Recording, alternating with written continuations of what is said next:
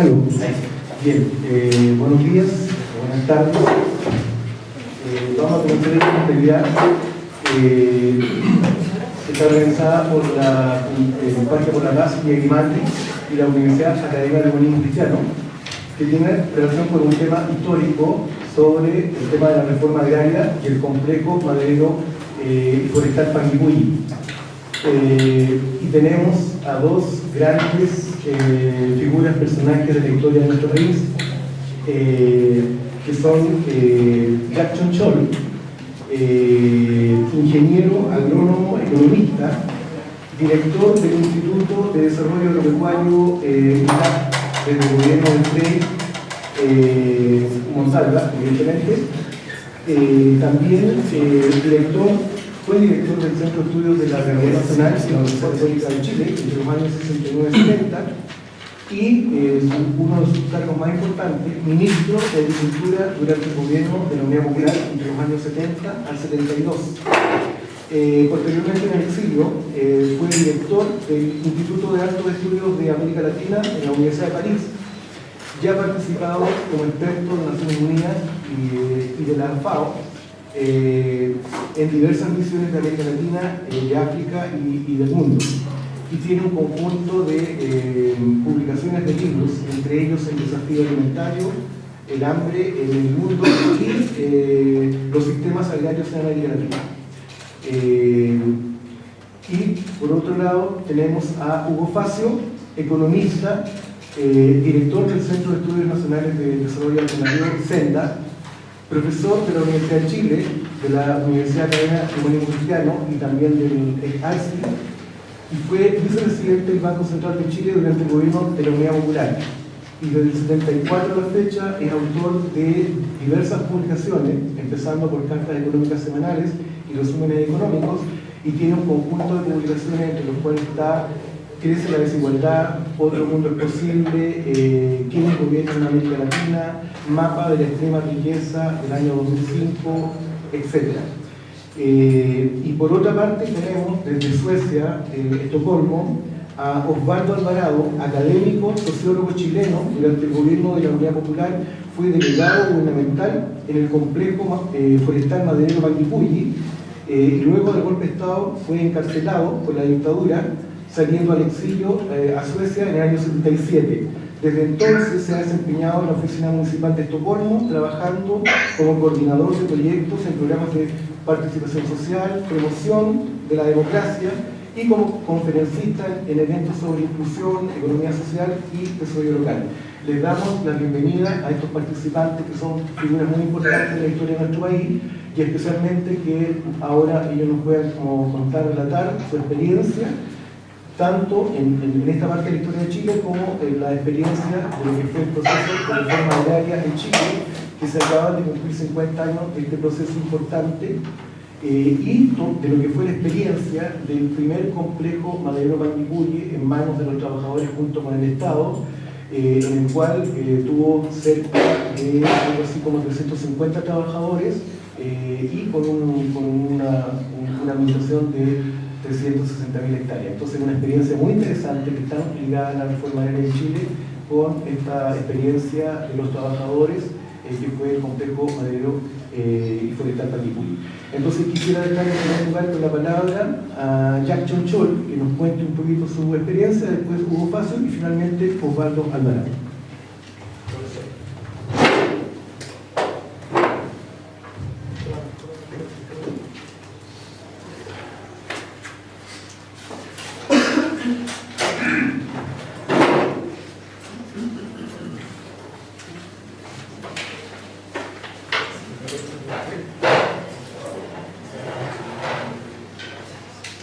Bueno, yo me voy a referir un poco al proceso de reforma agraria, dentro del cual se creó este complejo forestal de Panguipulli, y dar algunos antecedentes generales sobre lo que fue y también sobre lo que pasó después al llegar la dictadura con la cuarta reforma agraria. Bueno, no me voy a alargar en el antecedente de la reforma agraria, que curiosamente comenzó en Chile con un gobierno de derecha, el gobierno de Jorge Alessandri, que no tenía la menor intención, cuando llegó al poder en el 58, de hacer reforma agraria. No estaba ni en su programa, ni en su idea, nada. Pero a medida que fue avanzando su gobierno, que duró hasta el 64, se encontró con algunos problemas.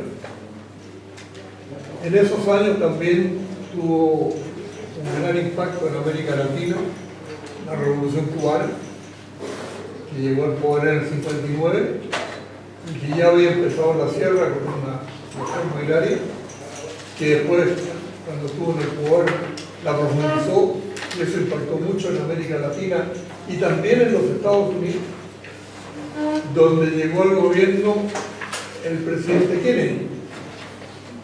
Y el presidente Kennedy se dijo, en función de los intereses a largo plazo de los Estados Unidos, no podemos estar ligados siempre a los grupos más conservadores y más tradicionales de América Latina. Tenemos que apoyar a los grupos medios, a los grupos que quieren hacer reformas.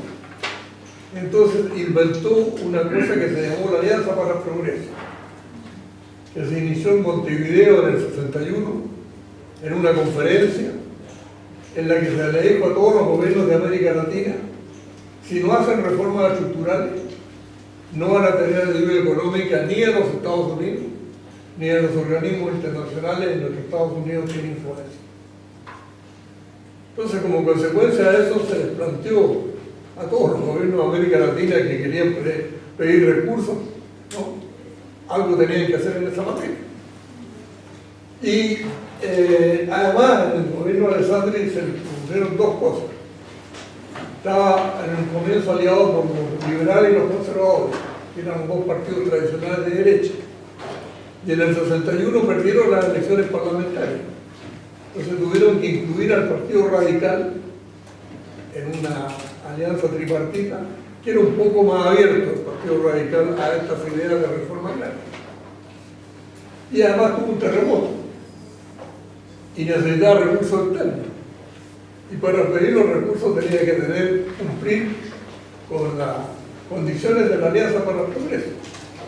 Eso hizo que la primera ley de reforma agraria que tuvimos en Chile, al final del gobierno de Alessandri en el 62, que no tuvo ningún impacto real, se le llamó inclusive famosamente la ley del macetero, pero que sentó el precedente de que en Chile era necesaria una reforma agraria y que acabó con el San Benito que siempre la derecha había tenido, de que la reforma agraria era un invento del comunismo internacional para crear anarquía y crear dificultades para el desarrollo de los países.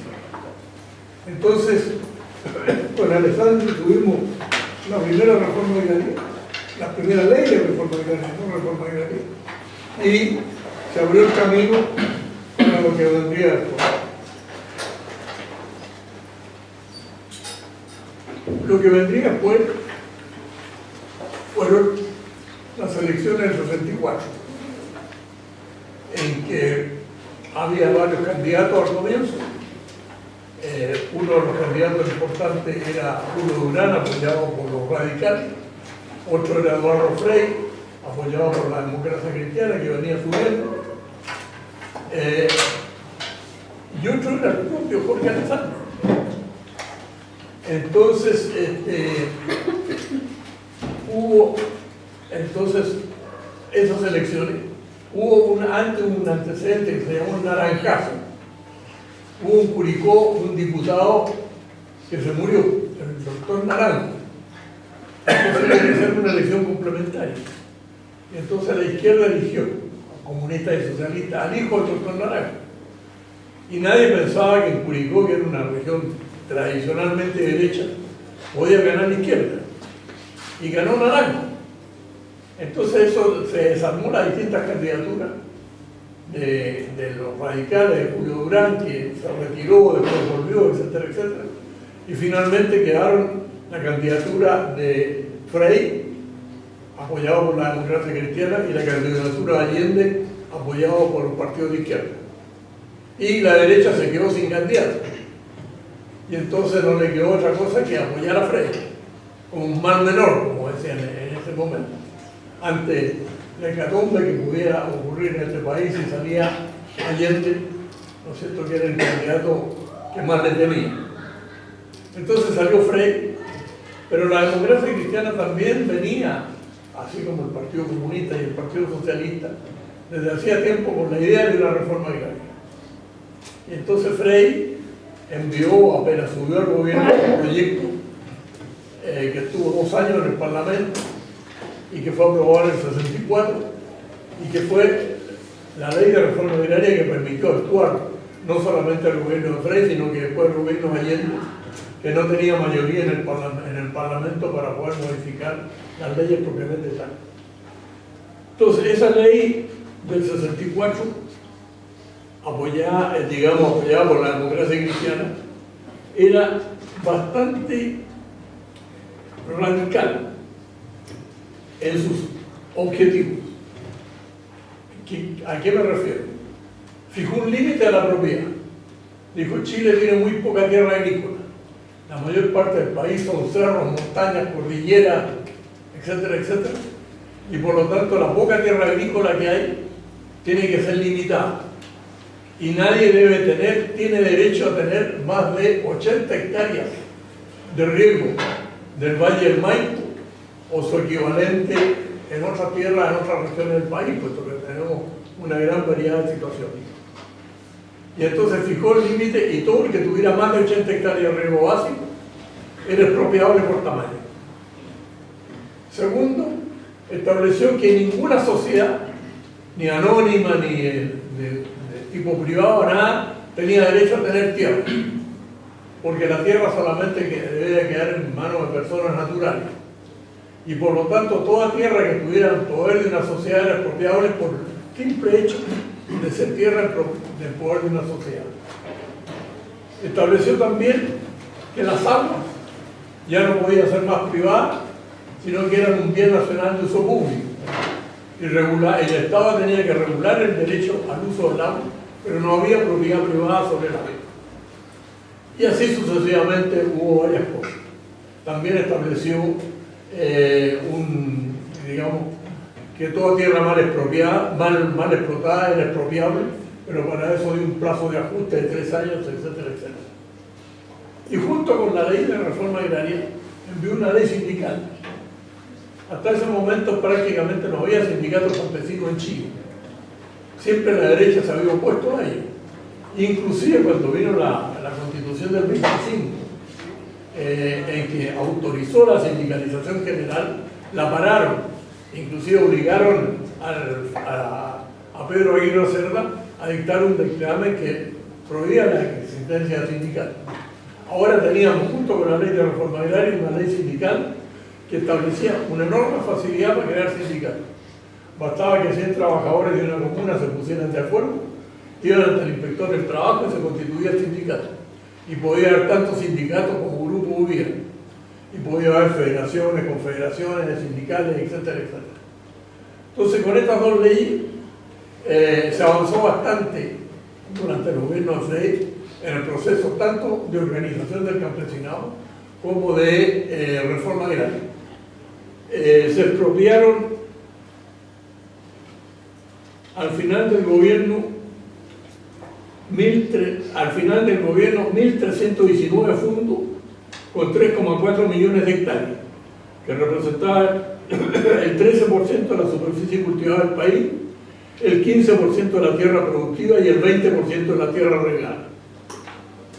Y se organizaron como 400 sindicatos con más de 100.000 trabajadores propiamente tales. Ahora termina el gobierno de Frei y viene el gobierno de Allende en noviembre del 70, que duró hasta el golpe de Estado de septiembre del 73. Allende también, desde mucho antes, quería realizar la reforma agraria y profundizar la reforma agraria. Hubiera querido hacer algunas modificaciones a la ley, pero no tenía mayoría en el Parlamento. Entonces decidió que se aplicara a fondo la ley propiamente tal, y con esa ley se expropiaron durante el gobierno de Allende, en los 34 meses que duró el gobierno, se expropiaron 4.490 predios con 6,6 millones de hectáreas. Y al término, y cuando se produjo el golpe, prácticamente el latifundio había desaparecido de la superficie del país. Ahora, había también un problema. ¿Qué pasaba con las tierras expropiadas? La ley de reforma agraria decía que durante una primera fase, que podría durar hasta 5 años, se mantenía la unidad de la explotación en una forma que se llamaba el asentamiento, en que los campesinos dirigían la explotación sin que se subdividiera y la CORA y los otros organismos del Estado lo apoyaban desde el punto de vista productivo. ¿Cuál era la idea de ese periodo intermedio? Era que los campesinos sabían muy bien cómo trabajar la tierra, pero nunca habían tenido la experiencia de las relaciones externas de la agricultura, ni con los bancos, ni con las firmas de maquinaria, ni con las firmas, ni la comercialización, ni con todas las demás cosas que son externas para una agricultura moderna. Entonces se esperaba que en ese periodo de asentamiento ellos iban a adquirir esta experiencia y después de esos 5 años la tierra se dividía, ya sea en unidades familiares que variaban según las regiones del país, indivisibles por herencia, porque el otro problema que teníamos en Chile era que la existencia de una gran cantidad de minifundios, que era el resultado de las pequeñas propiedades, que se moría el padre, se dividían entre los hijos, y cada vez eran predios más pequeños. Y esos predios cada vez más pequeños, indudablemente, eran inviables desde el punto de vista de una producción eficiente. Por lo tanto, había dos males, el latifundio por un lado y el minifundio por el otro. Entonces la idea era que a través de este periodo, después de este periodo intermedio, la tierra se asignaba a los campesinos en propiedad, ya sea en propiedad familiar, indivisible por herencia, o sea, si se moría el padre, uno de los hijos tenía que suceder y no dividirse entre todos ellos, o digamos, se podía asignar la tierra también a una cooperativa. Si los fondos se prestaban más por una explotación común, se hacía una cooperativa con los campesinos y se les entregaba la propiedad de la tierra, un sistema mixto, propiedad familiar en parte, propiedad cooperativa.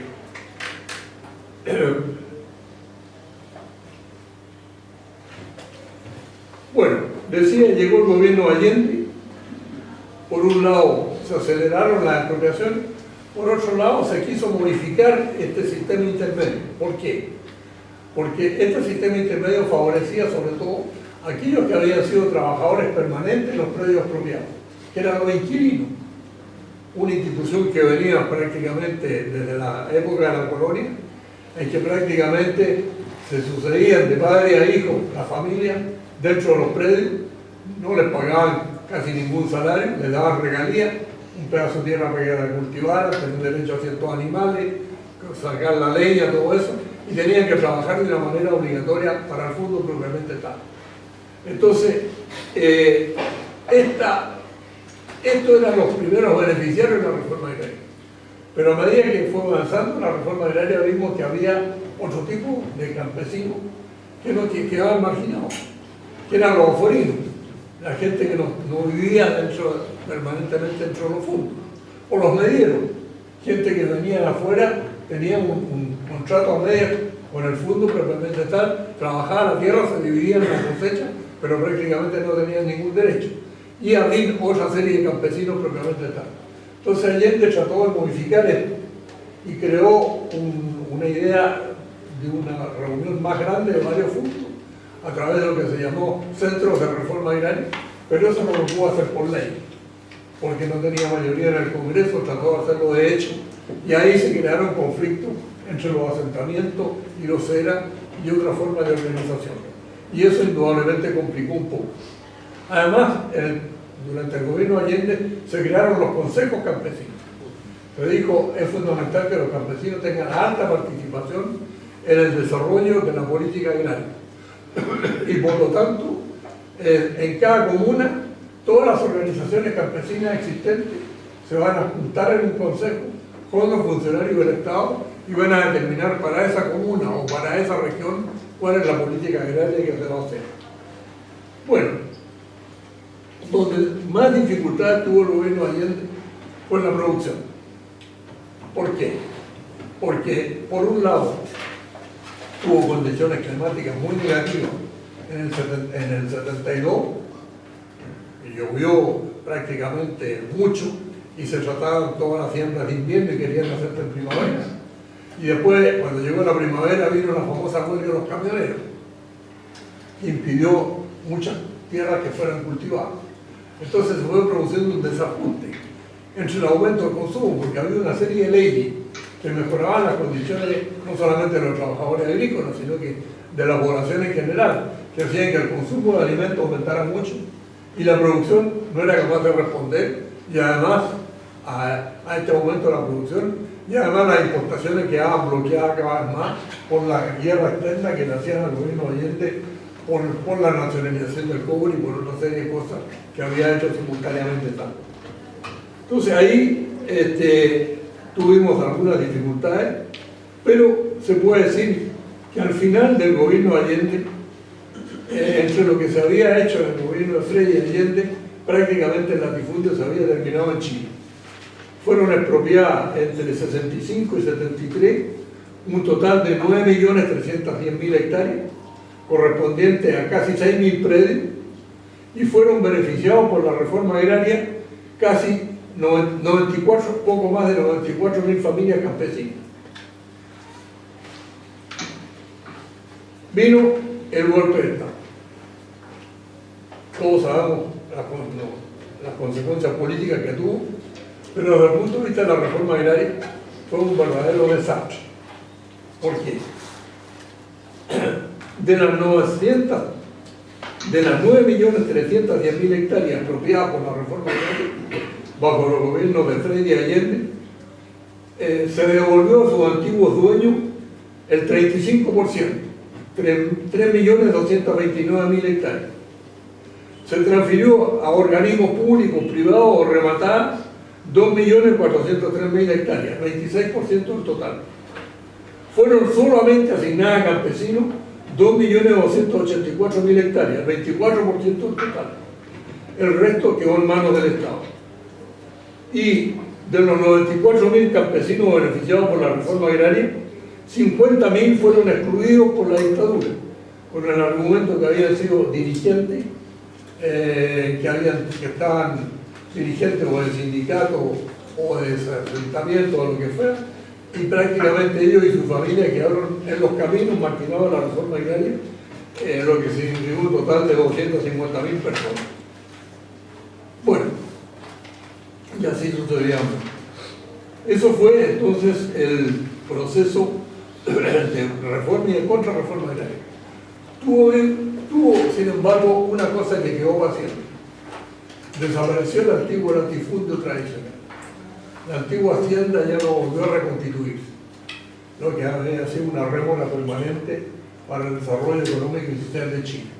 Y fue surgiendo una agricultura capitalista, más moderna desde el punto de vista productivo, que tomó una idea que ya la había tenido la Corfo en los años 30, que Chile era un país que estaba en el hemisferio sur, por lo tanto estaba en verano, cuando en el hemisferio norte, donde está la mayor parte del mercado, está en invierno. Por lo tanto, tenía condiciones especiales para producir frutas y vinos y productos de estación, de contraestación, que podían tener buenos precios en los mercados del hemisferio norte. Y en ese sentido tenía pocos competidores en el hemisferio sur. Poco Argentina, África del Sur y Australia. El resto era todo.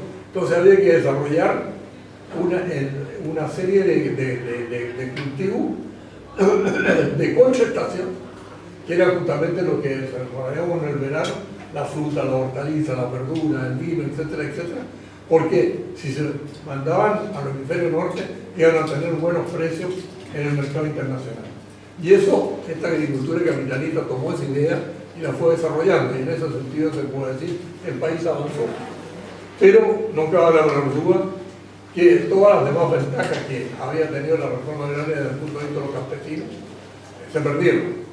Y a los campesinos no les quedó otra cosa, la ley sindical también se prohibió, no les quedó otra cosa que barajarse como podía con sus propias uñas. Y muchos de los que inclusive habían recibido alguna tierra la tuvieron que vender porque no tenían ni crédito, ni apoyo, ni condiciones apropiadas para hacerse propiamente daño. Ahora, no quiero alargarme más, voy a dar algunos datos de Valdivia, porque el complejo Panguipulli se creó fundamentalmente en Valdivia. En la provincia de Valdivia había en septiembre del 73, o sea, cuando se produjo el golpe, 235 unidades reformadas, provenientes de 318 expropiaciones, con un número estimado de 5.648 socios.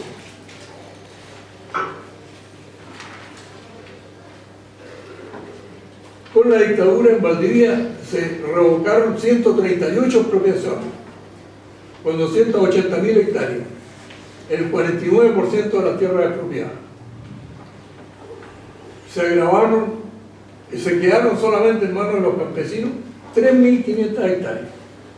Y en la comuna de Panguipulli todos los fondos expropiados fueron revocados, a excepción de 2 que fueron transferidos y de 2 que quedaron parcelados, Yancahue Alto y San Clemente.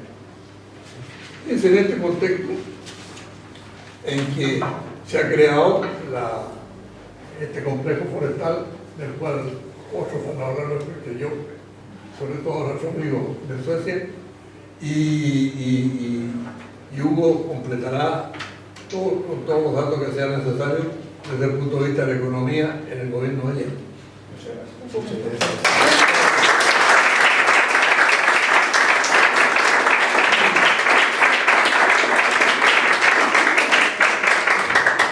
Le ofrecemos la palabra entonces, profesor, ahora Hugo Facio. Adelante, profesor.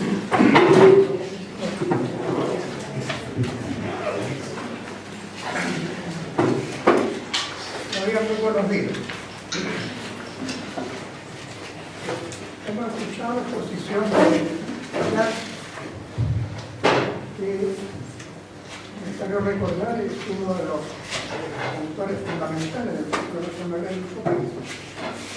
Por lo tanto, su exposición tiene una riqueza muy grande. Por mi parte, yo me quiero detener en algunas consecuencias generales, partiendo por lo siguiente, que se han cumplido 45 años del golpe, el 11 de septiembre, y aquí creo que eso no se puede olvidar su carácter, profundamente represivo, brutal, como se vivió en el complejo forestal, que después nos relatarán seguramente sus consecuencias negativas, pero que están en la exposición inclinante que vamos a ver. Ahora, creo que esto es bueno recordarlo por lo siguiente, porque en estos días ha habido un esfuerzo, en el cual participó el propio presidente Sebastián Piñera, por minimizar en el fondo el significado del golpe. Se empezó a hablar mucho de lo que lo rodeaba al golpe, de los escenarios previos, y en cierta medida, incluyendo al propio Piñera, trató de presentarlo como un hecho que se tenía que producir necesariamente, ocultando por lo tanto el significado mismo del golpe, el carácter fascista que tuvo y la represión que trajo. Ahora, para ubicarme en mi papá en esos años, yo fui vicepresidente del Banco Central durante todo el periodo del gobierno de Allende. Constituye un capítulo muy fundamental de mi vida. Cuando aquí me preguntan por qué cuáles son mis estudios, se me pregunta aquí en la academia donde yo hago clase, yo siempre cuento que mi posgrado fundamental fue el gobierno de Salvador Allende, y que la experiencia que ahí recibí vale más que una serie de posgrado efectivamente realizado, que obviamente tiene su mérito. Ahora, desde el punto de vista de la represión, me tocó vivir una experiencia particular. Como ustedes saben, o muchos de ustedes saben, el edificio del Banco Central está al lado de la moneda. Y como era nuestra deber, estábamos en el sitio de trabajo en ese momento. Por lo tanto, tocó la posibilidad de ver en directo los ataques aéreos contra la moneda.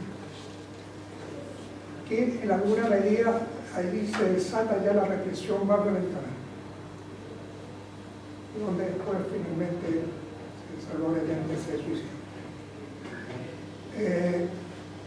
Y vienen todos los procesos posteriores dentro de los cuales está lo sucedió en la guerra pandemia. Yo quiero empezar con una reflexión de tipo general sobre el gobierno de Salvador Allende, para destacar lo siguiente, que surge además de forma muy viva en la exposición que hizo ya. El gobierno de Allende es el mayor esfuerzo vivido en nuestro país por resolver las grandes contradicciones existentes en la sociedad chilena. Contradicciones que se originan en la presencia dominante del capital extranjero, que en ese tiempo se manifestaban en una serie de riquezas fundamentales, empezando por el cobre, al cual quiero referirme en particular, y por grandes intereses económicos internos, que también tenían una posición dominante, y que volvieron a ocupar un papel protagónico, obviamente, después del golpe. Y tienen que ver con transformaciones que se han producido claramente en el sector forestal, que también quiero en alguna medida referirme para mirarlo desde ese aspecto. Constituye el gobierno de Salvador Allende el periodo de cambio progresista más profundo que se ha desarrollado en nuestro país. Ahora, como también creo que quedaba claro en la exposición de ya, muchas de las transformaciones del gobierno de Salvador Allende marcan hechos que tienen que ver con el desarrollo posterior de Chile. La profundización de la reforma agraria, a pesar de la contrarreforma que se produjo, la nacionalización del cobre, que se modificó después en forma indirecta. Se modificó en forma indirecta en el periodo de la dictadura sobre la base de entregarle a capitales privados nuevamente la propiedad de la gran minería del cobre. Es una extensión de la gran minería del cobre. Y tenemos el escenario actual, que una solo tercera parte de la gran minería es explotada por el Estado, o por la empresa del Estado, que en este caso es Codelco. Explota aproximadamente la tercera parte total de la gran minería. El resto son mayoritariamente de nuevo, igual que cuando se produjo la nacionalización del cobre, consorcio extranjero, ya no solo estadounidenses, de diferentes orígenes, pero son mayoritariamente consorcios extranjeros.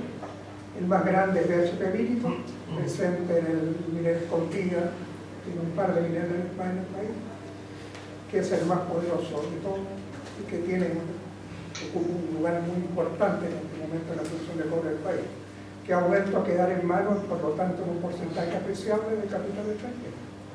Y lo otro es un grupo económico nacional, el mayor grupo económico nacional, que es el Grupo Luxe, que controla varios yacimientos en el país, pero también a nivel mundial, porque actúa en la práctica como una transnacional, a través de la Antofagasta Mineras, ANSA.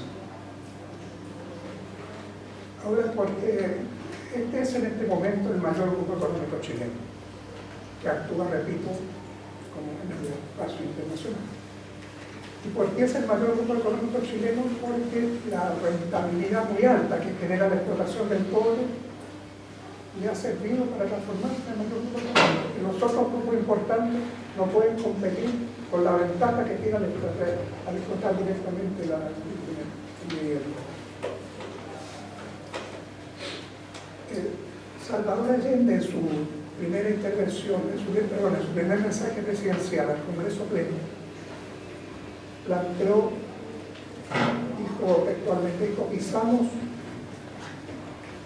un camino nuevo, marchamos sin guía por un terreno desconocido, tipo de transformación revolucionaria que no había ejemplo en ningún otro tipo en ese momento.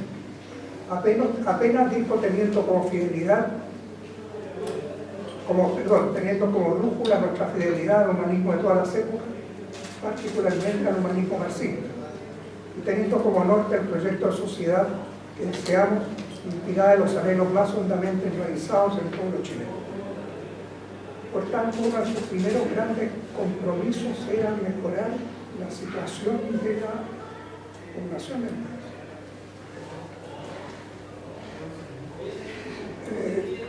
Aquí yo quiero poner la atención en lo siguiente. Un problema socioeconómico fundamental de Chile, en mi opinión el principal problema socioeconómico de Chile, es la desigualdad en la distribución del ingreso. De un punto de vista técnico, podríamos decirlo, funcional, la distribución del ingreso se distribuye entre lo que reciben los trabajadores con la remuneración y otra categoría que se denomina en las estadísticas del Banco Central como excedente de explotación. Los excedentes de explotación tienen dos orígenes. Tiene el origen de la ganancia del capital, lo mayoritario, y el otro la renta de los rentistas. O sea que es el aprovechamiento que hacen de la explotación y fundamentalmente del recurso natural.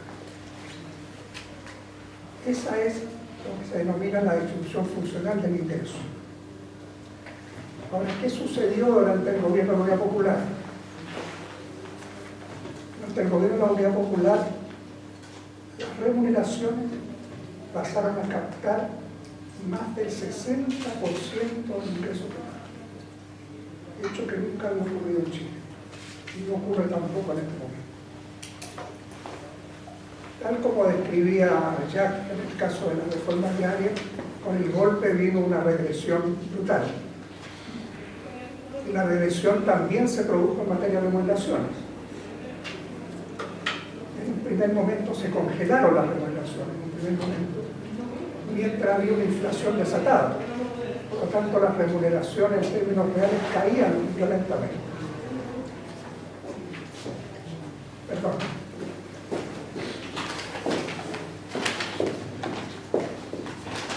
Gracias. Las remuneraciones caían violentamente. Porque se congelaron, pero además por la inflación. La inflación tiene esa virtud, podríamos decir, o sea, hecho negativo, que reduce los ingresos reales y se congelan, caen los ingresos reales.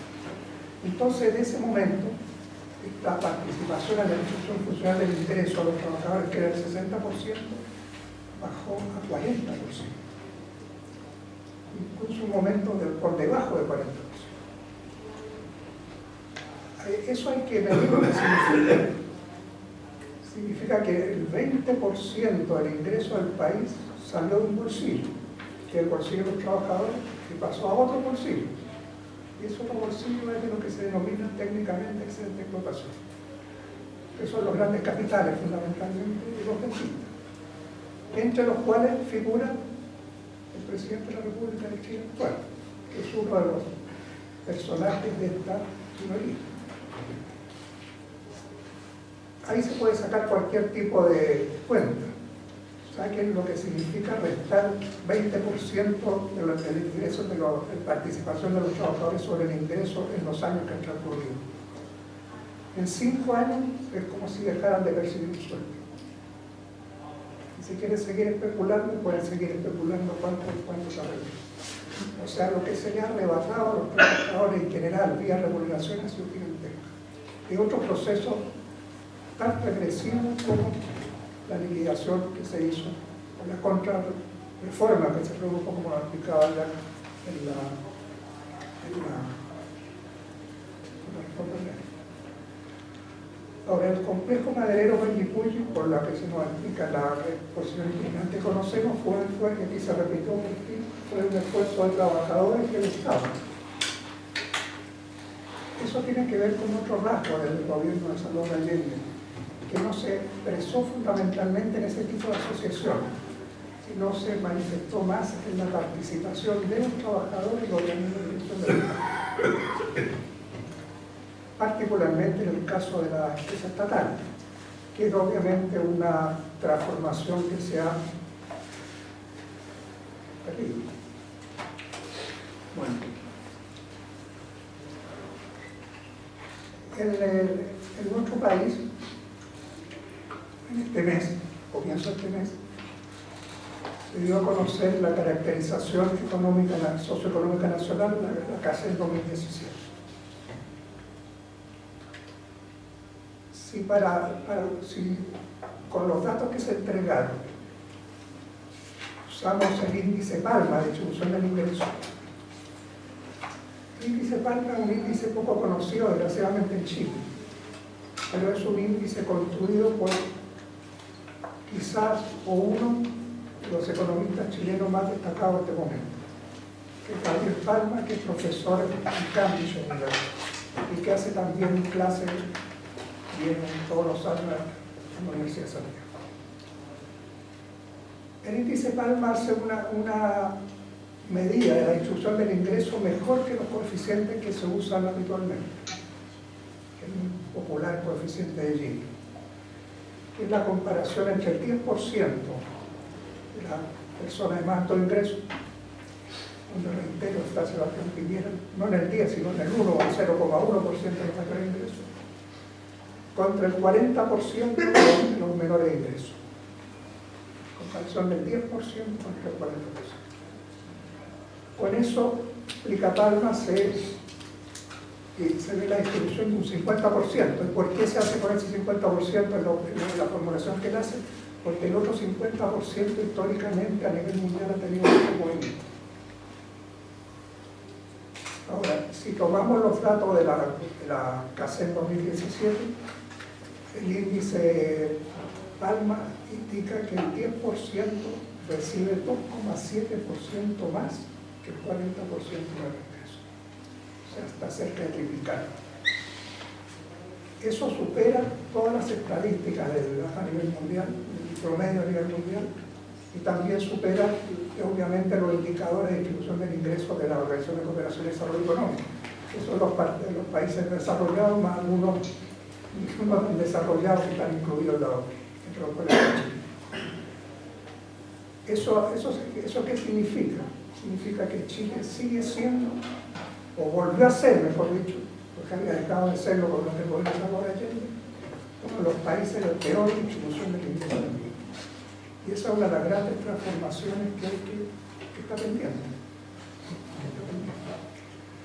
Ahora, con el término de la dictadura, lamentablemente, desgraciadamente, y eso obviamente es responsabilidad de nuestra capacidad de movilización, pienso yo ante todo, pero también de cómo se gestionaba el país durante todo este periodo, donde fuera de la dictadura, esta participación baja en la remuneración en la distribución social del ingreso casi no se ha modificado. O sea, sigue siendo, si usamos la estadística del Banco Central, más o menos del 40%. Bueno. Es un tema. Se podrían hablar de los datos de cesantía, por ejemplo. Los niveles de cesantía que se alcanzaron durante el gobierno de la Unión Popular no tienen tampoco parangón ni antes ni después de Chile, que era el 3% de la fuerza de trabajo. Porcentaje muy inferior a lo que se ha tenido históricamente y lo que viene actualmente, para no meterme al trabajo precario y todas esas cosas. Ahora, otra idea central del gobierno de la Unión Popular fue actuar sobre aquellos espacios de la economía chilena controlados por capital extranjero que generaban una gigantesca renta en sus beneficios. Y ahí la obra más importante fue la nacionalización del cobre. Y sobre la nación del cobre había que recordar dos o tres cosas. Primero, un hecho que políticamente es muy interesante, que hay que mantenerlo como experiencia.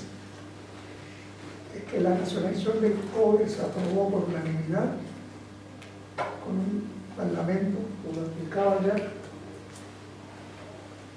creo que con mucha presencia que no era del partidario del gobierno. Entonces hay que hacerse una pregunta, tenemos que, para asumirlo como experiencia, ¿cómo fue posible que se aprobara por unanimidad, incluso por parlamentarios que abiertamente estaban en contra de la nacionalización? Ya que ya no explicaba que Salvador Allende o el gobierno de Salvador Allende tuvo idea de producir modificaciones en la reforma agraria, pero no se fue, dijo que dijiste tú, porque no había mayoría parlamentaria. Pero en el caso de la Nación del Cobre se aprobó por unanimidad. Eso no se puede explicar si no se tiene en cuenta que se había producido una opinión mayoritaria aplastante en el país por la nacionalización. Y no había ninguna posibilidad de actuar dejándose en contra. La idea de la nación del cobre en Chile estuvo planteada por décadas. El primer proyecto nacional del cobre lo plantearon dos senadores comunistas, Elías Laferte y Salvador Campos. Y eso estuvo en el Congreso, como pasa con el Congreso con muchas leyes durante décadas. Después, Salvador Allende, en nombre de la bancada socialista de senadores, parlamentarios socialistas, presentó otro proyecto nacional. Pero también estaba ahí. Pero fue solo la condición política particular del gobierno de la Unidad Popular que fue posible la aprobación de la Nación del Cobre por unanimidad. Yo creo que eso es lo primero que hay que recordar con plena experiencia. El segundo hecho saliente es que ahí se sacó a las consorcios que explotaban el cobre en ese momento, la gran minería del cobre en ese momento del país, se nacionalizaron esas pertenencias. Que eran 3 consorcios extranjeros, todos norteamericanos. Y se aprobaron a través de una ley que estableció un mecanismo como el que tenía que realizarse la expropiación, cancelando a las empresas extranjeras, como lo señaló el mismo Salvador Allende, la indemnización que podía corresponder. Ahora, ¿qué es lo que ocurrió?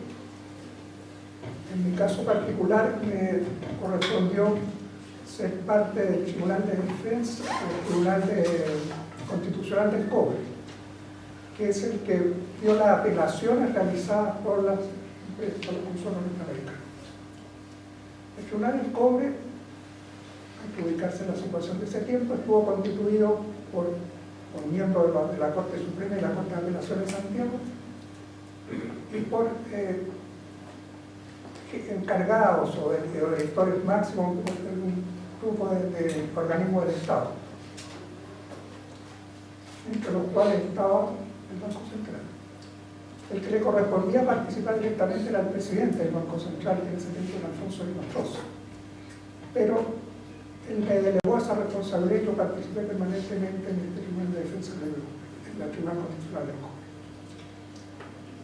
Todas las empresas norteamericanas apelaron, todas apelaron. O sea, se les dio el derecho a apelar.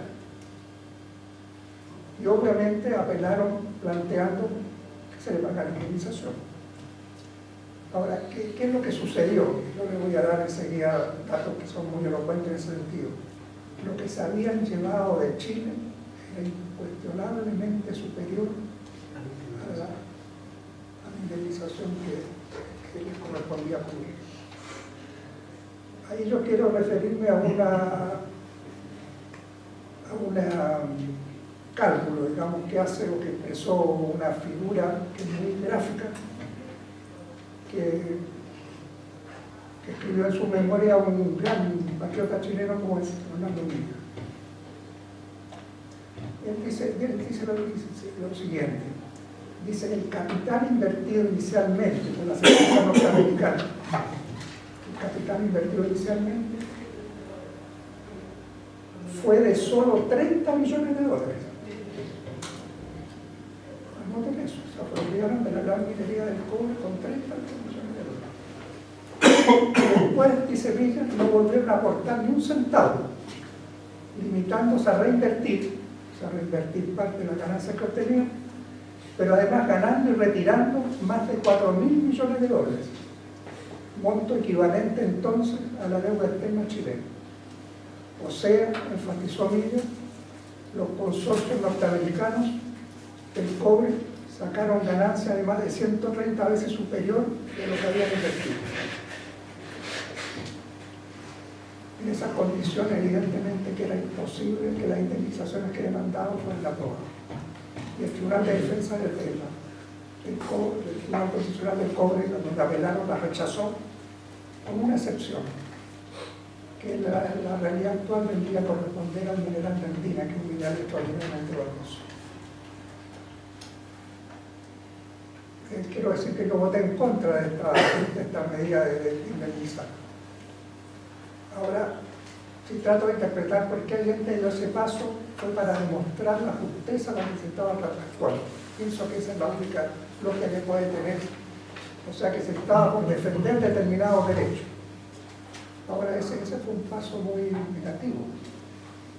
Andina forma una unidad con todo el mineral del bronce.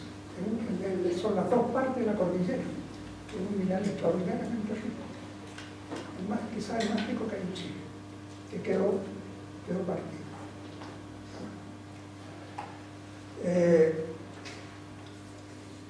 Ahora un par de cosas a partir de la cosa forestal. En este cuadro que nos mostraba ya que se daba en Valdivia, en la zona.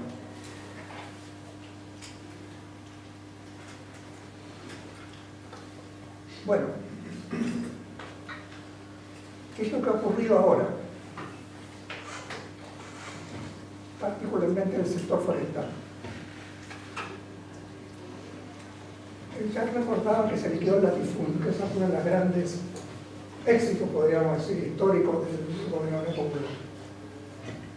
Efectivamente se liquidó, un gran progreso histórico, pero también se señalaba que se empezó a desarrollar en forma de explotación capitalista.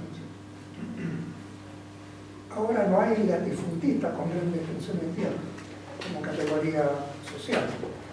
Hay grandes empresas industriales o grandes grupos económicos como propietarios de grandes extensiones de tierra. Y uno de los terrenos en que eso se ha dado es claramente la industria forestal. En la industria forestal hay dos grandes grupos económicos chilenos que forman dos de los tres de la trilogía de los grupos económicos más importantes del país. El tercero es Luxe, que ya lo mencioné y que destaca por apropiarse, por tener presencia en la gran minería del cobre, lo que le da ventaja sobre otros grupos económicos. Los otros grupos son el grupo Mate, famoso por el papel confort, y actor de la colusión del papel confort, cosa que no hay que olvidar, porque es uno de los métodos comunes usados por la instancia oligárquica. Y el otro es el grupo Angeli. Los dos grupos están presentes en la industria forestal. Los dos grupos actúan a través de empresas forestales que en la realidad actual son multilatinas. Las multilatinas son empresas latinoamericanas, como se ha dicho la expresión, pero que se han expandido internacionalmente. En un primer momento mucho en la propia América Latina, pero después varias de ellas, particularmente brasileña y mexicana, pero también chilena, se han expandido también en Estados Unidos y por el mundo. Entre ellas está el Grupo Angelini. El Grupo Angelini en este momento está en un gran proceso de inversión muy elevada en nuestro país, que es históricamente la inversión más alta de este grupo, toda su historia. En el llamado mejoramiento y ampliación Planta Arauco, el proyecto MAP. Como ya le dije, constituye la mayor inversión de su historia, 2.350 millones de dólares. mayor extensión de su historia como grupo. El proyecto va a significar un gran crecimiento en la producción de celulosa del país. Va a añadir 1.560.000 toneladas anuales, lo cual significa incorporar una cantidad equivalente al 40% de toda su capacidad actual. Son un producto gigantesco. De esta manera pasará a partir del segundo trimestre de 2021, cuando se proyecta su entrada en plena explotación, a producir 5,2 millones de toneladas de celulosa. Con esa característica, el Forestal Arauco se confirma como la segunda empresa de la celulosa a nivel mundial, detrás de una brasileña, la Pedrofila. En la industria de la celulosa, que se ha desarrollado fundamentalmente no en los países centrales, por las consecuencias que tiene la explotación, los efectos negativos que provoca esa explotación, se ha desarrollado fundamentalmente en América del Sur. Varias de las grandes empresas celulosas del mundo son de América del Sur. Una de ellas, en el segundo lugar, en el ranking mundial, está Forestal Arauco. Eso nos coloca frente al hecho de la presencia que han alcanzado estos grupos económicos chilenos que se apoderaron nuevamente de la y llevan forma determinados desarrollos industriales para los cuales Chile tenía condiciones particulares. Chile te presenta ventaja clara en la explotación del forestal.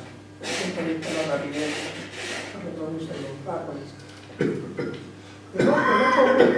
El otro grupo fuerte de forestal, también particularmente en la industria del celulosa, habrá que decir que no es tan solo en la industria de la celulosa. Por ejemplo, en el caso de Forestal Arauco trabaja con 4 áreas: celulosa, papel, panel, celular. El otro grupo es la compañía manufacturera de papel de cartón, los mates, los de papel confort, conocido más popularmente por la papelera. La papelera, al decir de uno de sus gerentes generales hace poco, ha seguido desde el punto de vista del crecimiento de su desarrollo, digamos, como multilatina, un camino no similar al de Forestal Arauco, o sea, el de Mangelini, que en este momento está en una gran inversión en Chile, que está proyecto MAP. Uno de los gerentes de la papelera, entonces, él decía que siguieron un camino en el fondo similar al del grupo Mangelini, pero actuando en otro escenario. Su gran proyecto lo efectuaron hace 3 años atrás en Brasil. Compraron y adquirieron, después desarrollaron también una gran explotación de celulosa. Y este grupo MAT, o sea, la compañía manufacturera económica, mirado desde el punto de vista de la producción de celulosa en particular, es el 4º grupo a nivel mundial. Es decir, aquí nos encontramos que entre los 4 mayores productores de celulosa del mundo hay 2 empresas de origen chileno. No chileno por su contenido, sino por donde nace, que es el grupo de Tucumán. ¿Por qué explica este gerente, ex-gerente, esto lo dijo cuando dejó de ser, hace poco meses atrás, gerente de la papelera? Porque su explotación no la hacen en Chile, dice muy crudamente, porque no hay bosque suficiente para explotarla en Chile. Y aquí hay otra característica de estas multilatinas que se manifiesta en muchos grupos económicos chilenos, que han salido fuera de Chile a Chile. Así su desarrollo era un porcentaje determinado, incluso a veces menos de la mitad, se produce dentro de nuestro país.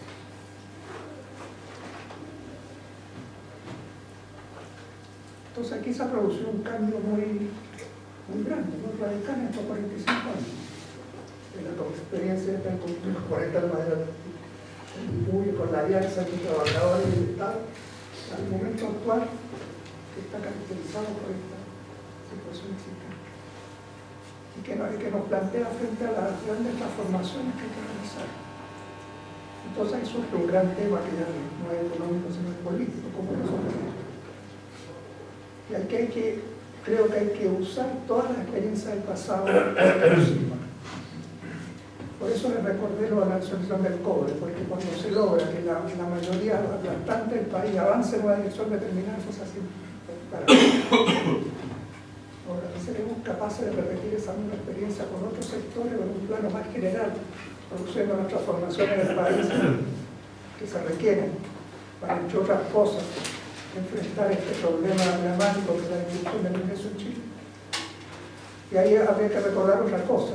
Estamos hablando de distribución del ingreso, no de distribución de la riqueza. Si hablamos de distribución de la riqueza, el cuadro todavía el ingreso es un concepto de flujo, es lo que se recibe en un año, por decirlo así. La riqueza es lo que se tiene. Y lo que se tiene, mirado al punto de vista de los grandes intereses, es mucho más fuerte o mucho más regresivo en materia de distribución que en materia de ingreso. Bueno, estos son los grandes desafíos que quedan planteados. Hay que usar toda la experiencia acumulada por nuestro pueblo, entre los tales por la historia del complejo forestal Madero País. Eso es. Muchas gracias.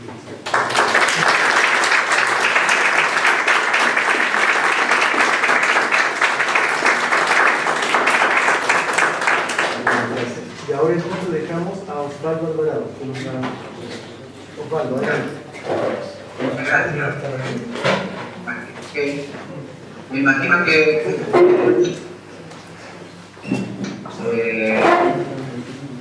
se ve bien. Sí. Bueno, en primer lugar, agradecer a Maeva y a la Corporación Villa Grimaldi por darnos la oportunidad de estar en este panel, en esta actividad. La verdad, las cosas que hacía 45 años, más o menos, que no hablaba del tema del complejo Madero Pañipulli, porque, como a tantos otros chilenos, de los que significó una ruptura muy radical de la historia de Chile, de la historia de nuestra vida, y pensábamos que lo que hicimos entonces, esa experiencia y ese proceso de Valdivia Valdivia, no tenía, digamos, público para escuchar lo que fue nuestra experiencia.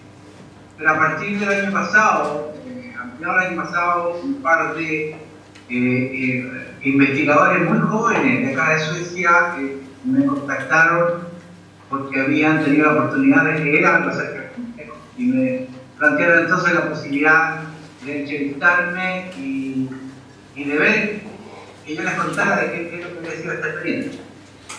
Y a partir de ahí, como que ha surgido el interés sobre gente muy joven, la posibilidad de conocer un poco más de cerca este proceso y este laboratorio que pusimos en marcha en la Valdivia de Valdivia. Bueno, Jackson Scholl y Hugo Facio han entregado, digamos, el marco más o menos de lo que fue el complejo Madero Pañipulli. Pero para entregar algunos antecedentes concretos, yo quisiera señalar que nosotros llegamos a la Valdivia de Valdivia en el de 1970, es decir, mucho antes de que partiera la empresa. Y llegamos allí fundamentalmente como militantes del Partido Socialista, militantes de la Brigada Militar Socialista, y nos quedamos hasta el día del golpe. El día del golpe yo estaba naturalmente. Entonces, para nosotros fue desde el comienzo esta experiencia, una experiencia que nosotros la denominamos como una experiencia política. O sea, teníamos la posibilidad de hacer en un territorio muy grande de la Valdivia de Valdivia, con una cantidad enorme de trabajadores y familias, la posibilidad de poner en marcha un proceso que significara aumentar o crear lo que en esa época se llamaba el poder popular, pero además la posibilidad de ser la primera empresa forestal, agrícola forestal, como fue después, dentro de lo que se llamó el área de propiedad social, que como seguramente ustedes van a explicar mucho mejor que yo, era una de las principales, digamos, pies de la política económica del gobierno municipal. Entonces, este experimento político tuvo claramente una connotación, digamos, de hacer posible los cambios, las ideas, los planteamientos de la unidad pública. Y nosotros fuimos parte de eso. Al margen de eso, yo tenía 24 años, era un cabro chico que nunca había visto un palo. Y teníamos como representantes del gobierno la responsabilidad de participar en lo que hoy día sería una directiva de una empresa, lo que se llamó el Consejo de Administración, siendo tan joven, sin tener mucha experiencia, pero ¿perdón? ¿Me hablaron? No. Con una mística y con una pasión y permítanme decirlo con un tremendo amor también. Y yo creo que cuando hablamos de estas cosas tenemos que hablar también no solo de lo que pasó, de la gente que participó, sino que de los sentimientos con que hicimos todas estas cosas. Y esto es muy importante que nosotros tengamos la posibilidad de relatar a la gente joven, de que no fueron así cosas que se nos ocurrieron, que pasaron en el aire, sino que dimos nuestras vidas, pusimos nuestro amor, pusimos nuestra pasión en esto que consideramos, como dijo muy bien Hugo Facio, el momento histórico más importante y yo diría más alegre y más importante. Entonces, dentro de esta actitud que nosotros tenemos como militantes de la primero se propia en marzo del 61 estos predios a partir de muchas tomas que se realizó del sector en la que los trabajadores organizados querían, digamos, formar algún tipo de organización productiva que fuera distinta de la relación patronal. Entonces, esta tenía antecedentes de lucha de los años 40, 50, 60, organizaciones, trabajadores, una experiencia de lucha y una conciencia y ideología social que también grande.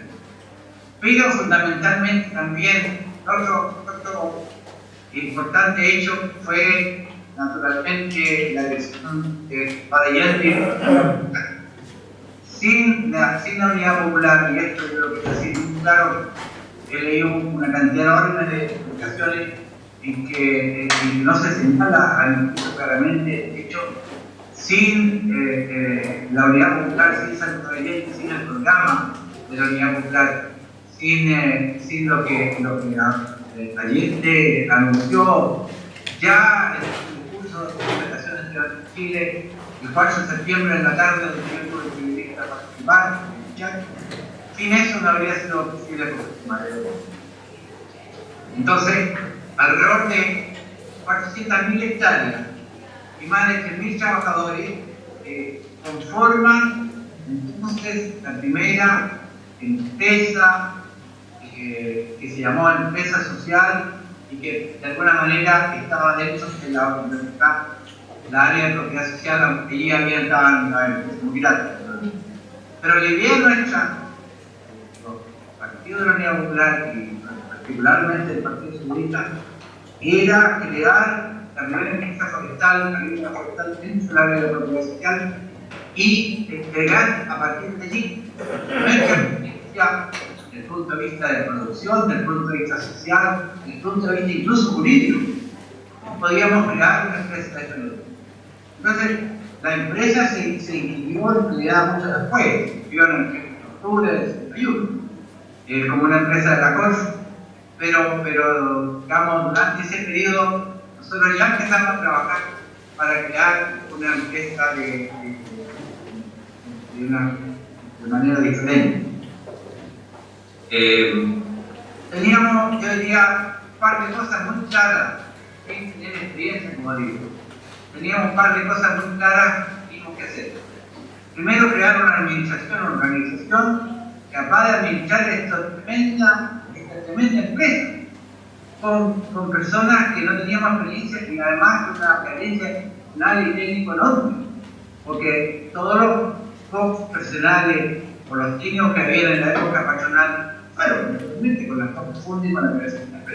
O sea, crear una administración en esas condiciones era un reto enorme. Y afortunadamente ahí tuvimos el apoyo de algunos profesionales jóvenes, idealistas, ingenieros frutales, entre ellos Rodrigo Untrague Cruzar, que fue el primer secretario ejecutivo de la empresa, que junto con el Consejo de Administración formamos la posibilidad de crear esta empresa. La segunda cosa que muchos comprendíamos que debía ser era reforestar. O sea, no solamente había que producir, sino que había que reforestar, porque a ese ritmo el bosque sigue crecer en 20, 30 años y nunca vamos a tener absolutamente nada. O sea, había que reforestar. Y la tercera cosa, y la más importante, teníamos que crear formas de participación de poder popular muy concreto, o sea, todos esos discursos, todos esos mensajes, todos esos documentos que se pusieron en el Udeplan, en los ministerios, teníamos que nosotros ser capaces de traducir a la vida cotidiana de la gente. Y ese es un reto enorme porque cómo, más allá del discurso, más allá de la actividad que nosotros hacíamos, no hacíamos posible que la gente no entendiera lo que había que hacer, lo que queríamos. Y yo creo que si hay algo que fue un logro extraordinario fue que tuvimos nosotros la capacidad de traducir todo ese material de fuerza producción ideológica a términos muy concretos. Y yo me quiero referir particularmente a dos aspectos que me parece que tienen relevancia hoy día, después de 45 años. Permítanme decirles que yo, de la situación chilena actual, aunque la sigo, no la conozco muy de cerca, porque, bueno, llevo más de 40 años en este país que me recibió con las manos abiertas en ese país. Una de las primeras cosas que quisiera contarle, compartir con usted, era una cosa que en esa época era muy actual, que fue la batalla de la producción. Ahí habían, y eso ustedes lo saben ya, y luego se acordarán de esa cosa, la batalla de la producción había miradas diferentes. Pero desde nuestro punto de vista, si queríamos tener una economía sustentable, democrática, y con la propiedad de las riquezas en el Estado, teníamos que, naturalmente, sí, era financiar todas esas obras sociales de esa época. Yo no voy a nombrarlas aquí porque serían muy largas, pero, por ejemplo, la cantidad de escuelas que se construyeron, los centros de salud, la compra de materia, digamos, de tractores, de camiones, etc. Todo esto costaba. Y además, que una de las cosas centrales fue incorporar y contratar a aproximadamente 1.000 trabajadores, más allá de los trabajadores oficiales, o sea, de los 1.000 trabajadores que había más, tuvimos que contratar alrededor de 1.000 más. Y además asegurar los trabajadores que eran trabajadores que en el invierno estaban cesantes, en el invierno no hay actividad marinera, le pudimos entregar a esos trabajadores un contrato realmente, lo que significaba una tremenda tranquilidad para ellos y para sus familias, porque eran trabajadores que eran contratados en la época que había faenas madereras, que después se quedaba bastante. Imagínense lo que significaba aumentar los costos no solamente en software, sino que en todo lo que alrededor digamos, significaba la familia, significaban escuelas, centros de salud, caminos, etc. Entonces, esto es muy importante porque, a propósito de esa discusión o de esos puntos de vista distintos, nosotros teníamos que ser capaces de alguna manera de financiar también los adelantos sociales que estábamos. Uno de esos adelantos sociales, solamente como un ejemplo, fue el hecho que nosotros por primera vez en la empresa contrataran mujeres, y para eso se hizo un programa agrícola. Había muchas mujeres viudas, mujeres solas, mujeres separadas, que no tenían ningún acceso a ningún tipo de ingreso. Eso fue, por ejemplo, un programa que se hizo un gran resultado, se recogió mucha biblioteca, además se dio la posibilidad de tener un ingreso. Entonces, esto de la producción fue una tarea importante. Dicho sea de paso también, nosotros teníamos un compromiso moral con el complejo maderero urbano de Valdivia, las fábricas que producían fiao y otros productos madereros en Valdivia, que abastecían fundamentalmente de las maderas que quedan de la Valdivia. Y eso teníamos que nosotros aceptarle también a esos compañeros la posibilidad de poder trabajar. Entonces, esto era absolutamente necesario, teníamos que producir no solamente para nosotros, no solamente para vender, no solamente porque hicimos un compromiso con Cuba para vender la orilla, sino que también teníamos una cantidad de varios cientos de trabajadores en Valdivia que dependían de la madera que nos producía. Entre paréntesis, quisiera decir que cuando yo hablo de trabajadores, me refiero a todas las personas que están incluidas en la planilla pago del gobierno. Nosotros no hicimos nunca distinción de cuál era el lugar de la producción que gustaba, porque los pocos que éramos de afuera, trabajábamos igual que todo el mundo, y además porque la gente joven que llegó a participar en este proceso era gente que estaba muy comprometida. Entonces, yo pienso de que es importante tratar que los trabajadores eran. Bueno, esa es una cosa que creo que habría que conversar, que habría que discutir el problema de la producción, porque recuerdo perfectamente bien, en esa época no todo el mundo lo entendió, e incluso señaló por ahí de que esta es la estrategia de la Unidad Popular para esconder, digamos. Y la otra cosa de la que yo quería hablar, y creo que es tendencia al momento de hoy, inspirándolo también en una perspectiva de acá de Suecia y la experiencia que yo trabajar en lo que acá se llama empresas sociales, la cosa de la participación no es local. También se discutió esto bastante, yo decía, para nosotros una de las cosas más importantes era traducir todos esos materiales, esas intenciones, esos discursos en cosas muy concretas. Y una de las primeras cosas que pasó en esta empresa recién creada fue que se creó un consejo de administración de acuerdo a la estructura jurídica que se hizo, en la que participaron 6 trabajadores elegidos por la base y 2 representantes del gobierno, el otro era un compañero comunista.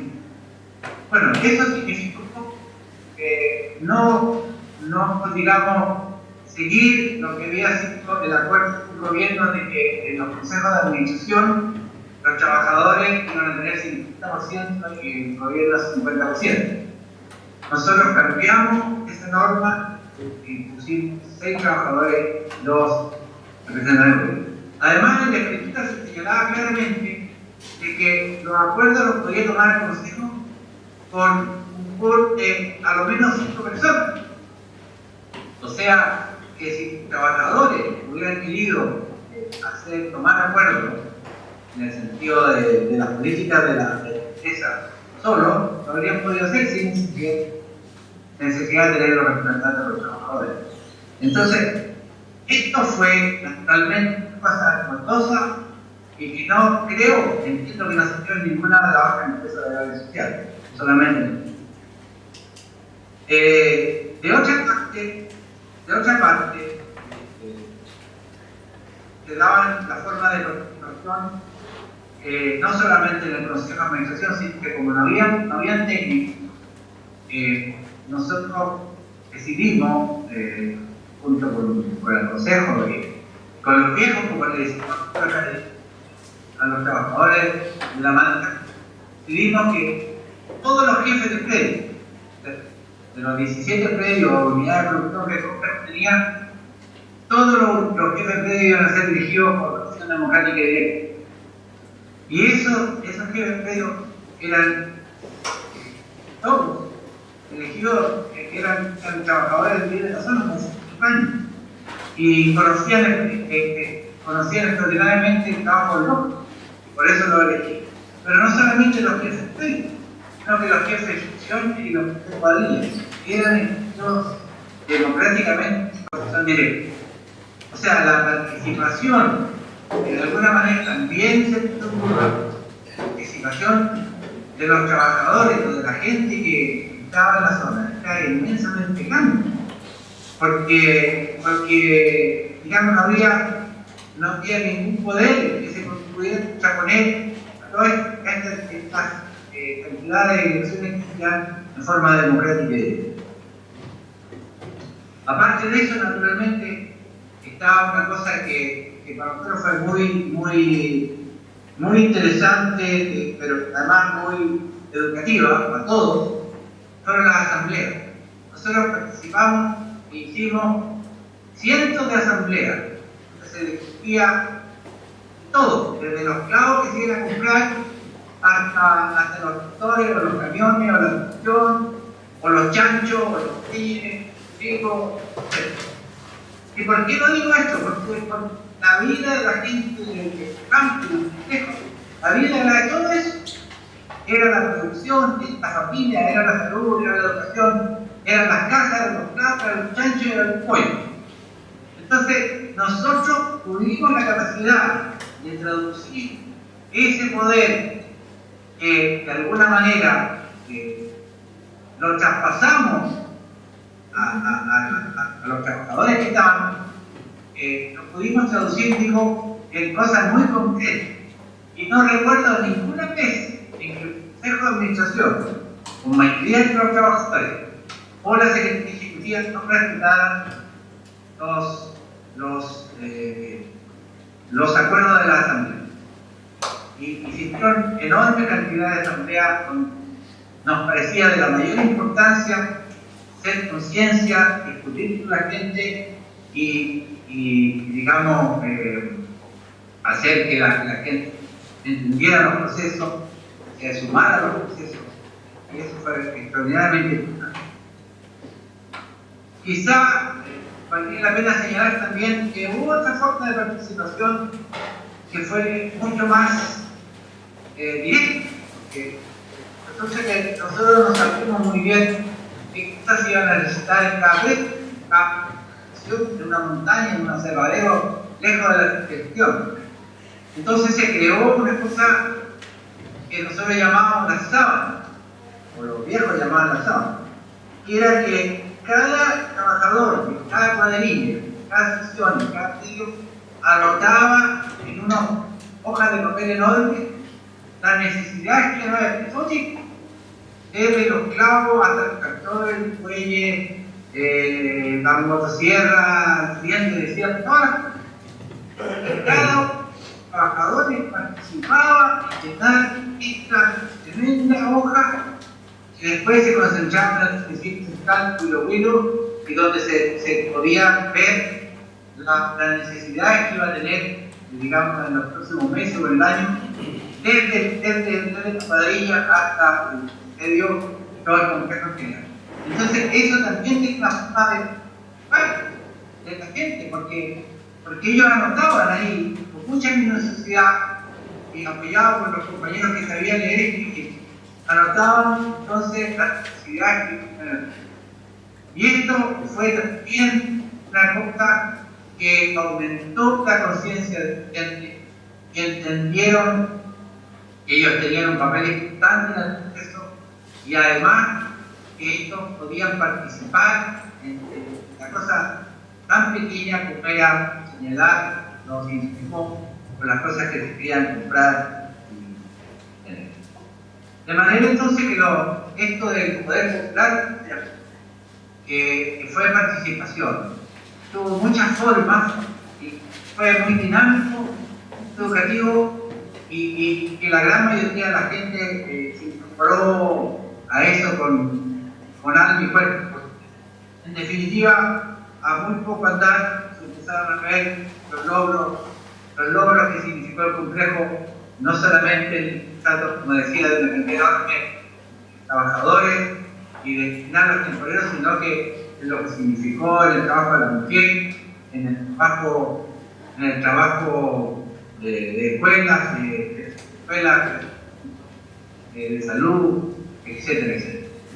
Entonces, esto yo creo que es cosa que nos debe interesar y que sin lugar a dudas tiene una trascendencia, porque yo soy convencido después de España y después de conocer muy de cerca la experiencia sueca, de que tiene que haber en la sociedad un tipo de empresa en que el afán de lucro no sea el más importante, en que las ganancias se reinviertan en las propias empresas.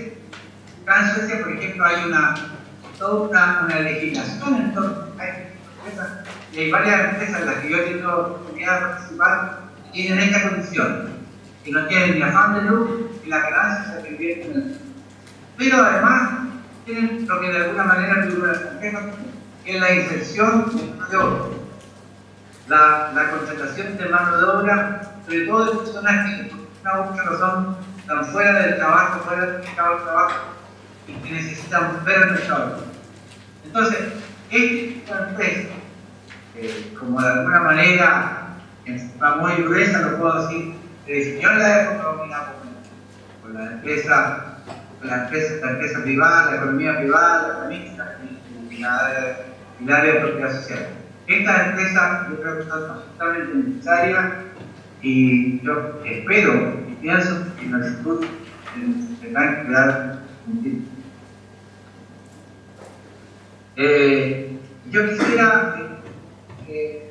señalar una cosa más que me parece que también es importante, y es que con estos gobiernos de derecha en Chile, como que se ha querido, digamos, disminuir la necesidad y la importancia de los partidos políticos.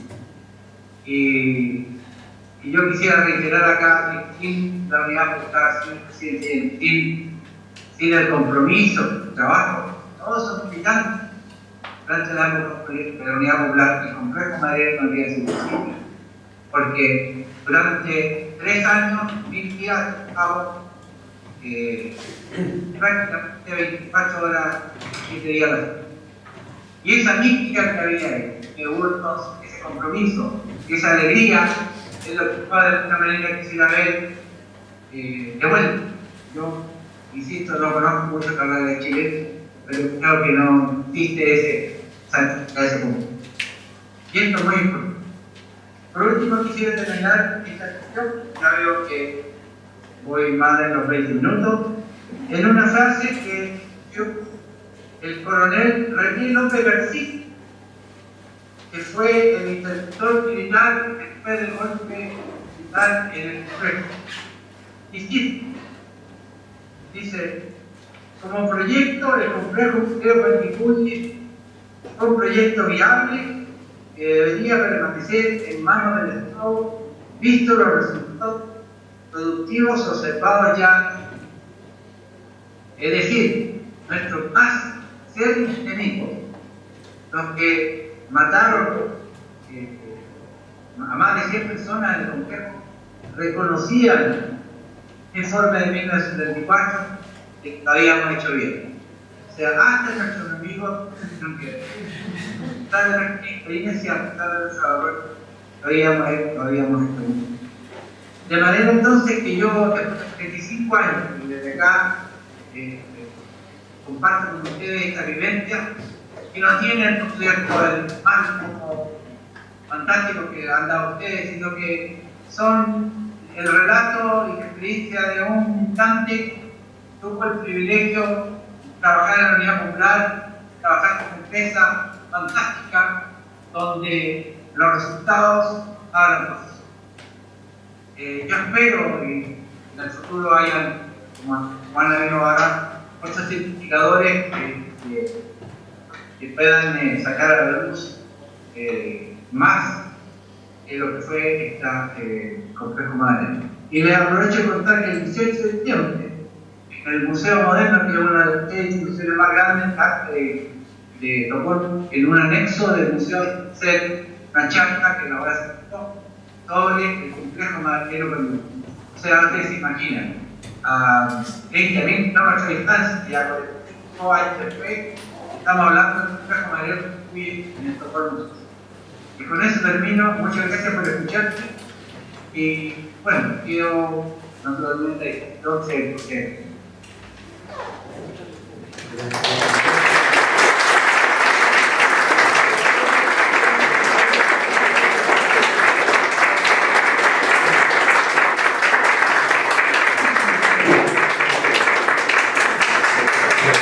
Nos quedan unos minutitos porque no hemos hablado mucho y si hay algún comentario, alguna pregunta, todo, y finalmente los periodistas responderán ahí un par de minutitos más alguna pregunta, algún comentario. Así que por favor, está abierto, adelante. Si te puedes parar, por favor, para escucharte. Buenos días, buenas tardes. Tengo una pregunta para el profesor Chonchol, en realidad. Yo quisiera saber, porque bueno, sabemos que el complejo forestal fue una empresa distinta al resto de las empresas del área agrícola, digamos.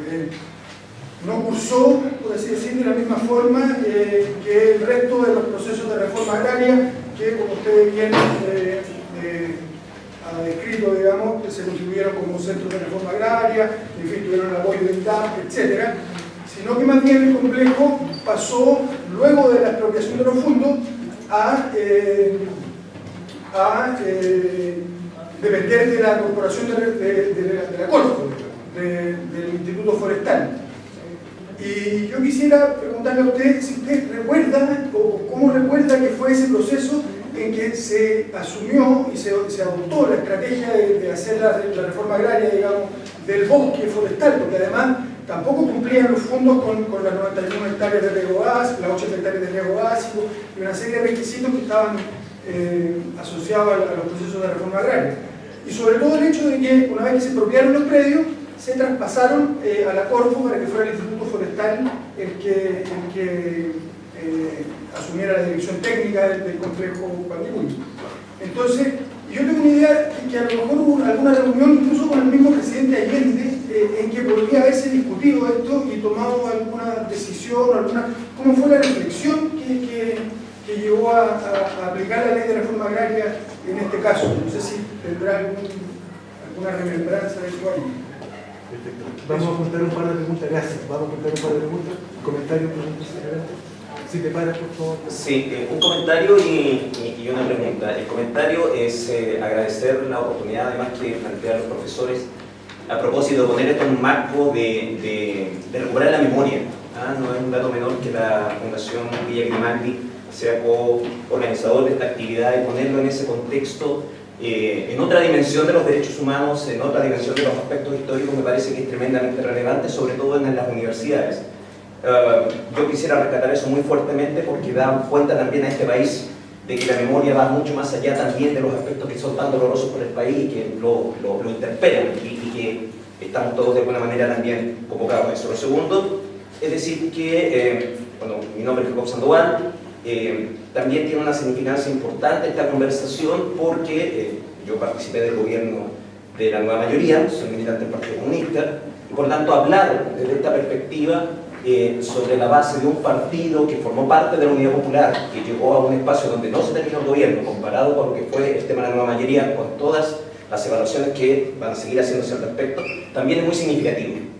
Y habría sido muy distinto haber tenido todo este espacio de conversación, de preparación, para probablemente haber tenido una acción más decidora respecto a los procesos de transformación que en algún momento nos comprometimos. Dicho eso, entonces ahora viene la pregunta. Si bien es cierto y hasta donde entendí, que no fue explicitado muy concretamente, la disputa o la mirada respecto del proyecto socioeconómico de la Unidad Popular estaba situado fundamentalmente en la propiedad de los medios. Lo es respecto de la tierra con la reforma agraria, lo es respecto de la nacionalización del cobre. Llevado hoy día a la actualidad, los grandes movimientos sociales, como decía el profesor Hugo Facio, un elemento determinante significa el movimiento de las masas, de la población en torno a la convicción de qué es lo que tenemos que hacer. Pero lo que ha sucedido desde el año 98 en adelante, con hitos importantes, ha sido fundamentalmente en torno a aspectos subjetivos, la educación, seguridad social, el feminismo, y los aspectos vinculados a los temas de la propiedad de los medios en los avances de la sociedad, de las movilizaciones de la sociedad, no han estado presentes. Los mapuches también como aspectos culturales. Pero ahí está el tema de lo material y de lo que debe. Entonces ahí hay un tema, digamos, de cómo a la luz de esta experiencia de 40 años de construcción de lo que fue la Unidad Popular, cómo es lo que está sucediendo en los últimos 20, 30 años, donde opera más bien en un ámbito de la subjetividad, lo que llaman las agendas valóricas, con algunos matices, como bien dice la compañera. ¿Cuál es la proyección entonces desde un punto de vista político para poder lograr esta independencia para el desarrollo del país? Esa es la pregunta para el profesor. Sí, adelante, sí. Bueno, mi pregunta es sobre el rol de la tecnología en este proceso. Y básicamente es porque, considerando que si estas organizaciones tenían una novedad en términos comparativos con otras empresas, esta novedad o este nuevo proceso implicó repensar el rol de la tecnología en el proceso y sobre todo en el sentido de los procesos de transferencia tecnológica, los estilos de transferencia tecnológica, el rol que tienen los tecnólogos, los científicos, etc. Así es que implicó una repensar la tecnología en su base completa. Eso. ¿Algún comentario? Bueno, yo quisiera contar. Sí, sí. Adelante, Hugo. Bueno, respecto a la tecnología, yo señalaba de que si bien éramos conscientes de que la tecnología no era la más avanzada, estos planes que significaron invertir en nuevas tecnologías, pero además fundamentalmente se trataba de que cuando se exportaba una masa, como se dice, se perdía mucho material, cuando la masa caía, digamos, mataba a otros árboles más pequeños. Entonces se trataba de hacer una fábrica en la que pudiéramos ocupar todo ese desecho que antes se usaba para hacer celulosa. Así que nosotros, bien es cierto, teníamos gente de la tecnología, no teníamos los medios económicos, ni sobre todo teníamos la capacidad teórica, técnica para resolverla, pero digamos, eso estaba aquí y había en marcha una idea para un sacadero modesto, unos meses, había muchas cosas que estaban en el camino. Y por último también, a propósito de la pregunta de Cristóbal dice que escribió un libro sobre el complejo. Lo importante de lo que yo quise decir también era que para nosotros la prioridad 1, y esto lo entiendo muy bien, la prioridad 1 no era digamos, grandes discursos, grandes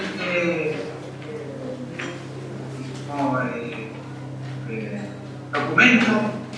Para nosotros, que prioridad número 1, eso es tenerlo muy bien.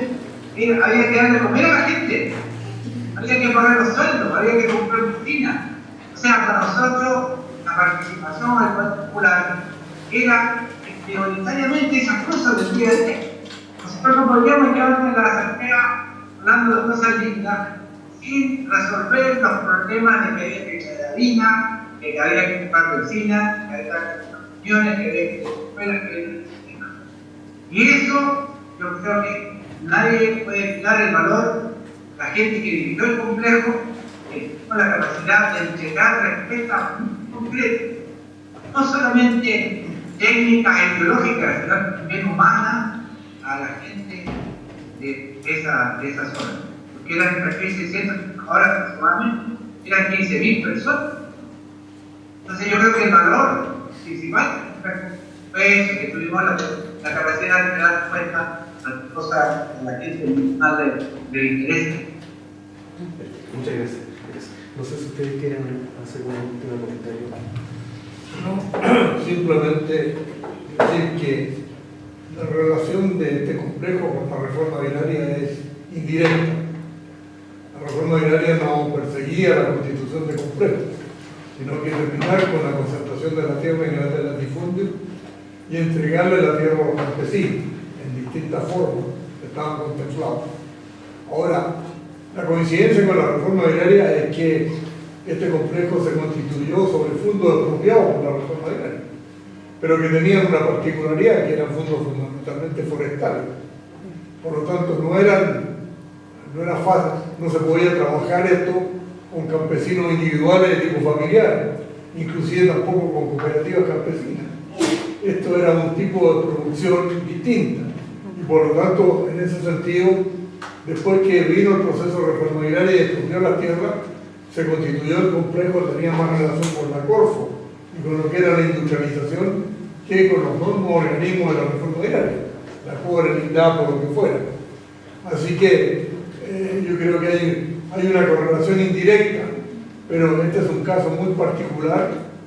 No recuerdo que haya habido otro en Chile de este tipo, en que como consecuencia de la reforma agraria se crearon las condiciones para un complejo que estuviera en manos de organizaciones campesinas, pero de tipo distinto de las de la reforma agraria propiamente tal.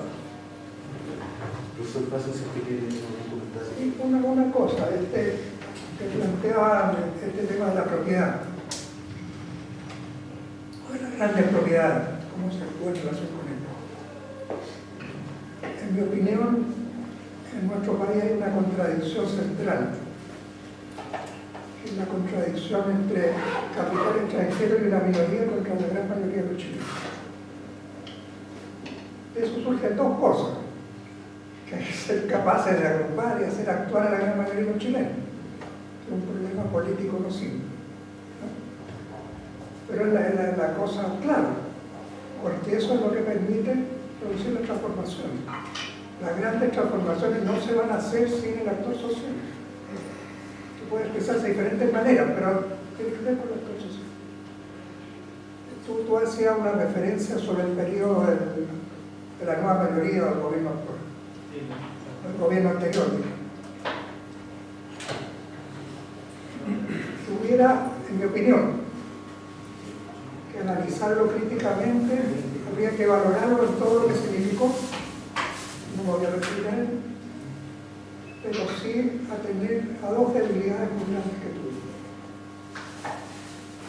Una, creo que está expresado claramente lo que hemos estado hablando esta mañana, que es hacerlo con las masas. Si tú analizas las transformaciones en general, desgraciadamente no se hicieron con el movimiento social, cuando no fue con la acción del COVID, y que las masas estaban detrás de la transformación. Aquí en algunos casos incluso se hizo hasta con la oposición de la... Por ejemplo, en el caso de la educación, fue con huelga de los profesores, pero peleando por no apoyando lo que se estaba planteando. Yo creo que esa es una experiencia que hay que sacar, la necesidad de identificarse con las grandes aspiraciones de las masas y actuar a partir de ellas.